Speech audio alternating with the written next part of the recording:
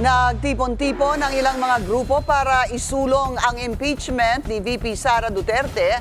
Nakabinbin pa rin kasi sa Kamara hanggang sa ngayon ang tatlong reklamo laban sa pangalawang Pangulo. Narito ang agenda report ni Don King Zarate ng Abante Radyo. Alas 7 pa lang ng umaga nang nagsimulang dumating sa White Place sa Quezon City ang mga nananawagan na mapatalsik sa pwesto si Vice President Sara Duterte. Mula sa iba't ibang grupo tulad ng mga party list, pamilya ng mga biktima ng extrajudicial killings, mga estudyante at iba pang galit sa pamilya Duterte. Bit-bit ang mga anti-Duterte streamer, nananawagan silang aksyonan na ng Kongreso ang mga inihaing impeachment complaint laban kay VP Sara. Ayon sa dating Presidential Political Affairs Advisor Ronald Llamas, hindi dapat mabaon sa limot ang umano'y mga katiwalian ng pangalawang Pangulo.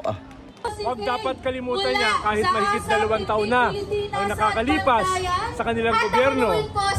At malinaw na yung impunity ni Sara sa kanyang mga piatos, nova, tempura ay refleksyon ating bansa. Anong klaseng bansa tayo kung papayagan natin yung ganitong pagwawalang hiya sa atin ng harapan? Inihag naman ni Eugene Gonzales ng Magdalo ang pangamba sakaling maging presidente si Duterte. Bilang vice presidente, ganyan na siya kaabusado. Paano pa? Paano pa? Binantaan niya pinakamataas na posisyon sa ating bansa.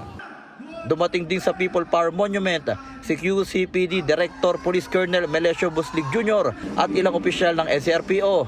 Base sa crowd estimate ng PNP, umabot sa 4,000 ang mga nagpunta sa White Plains.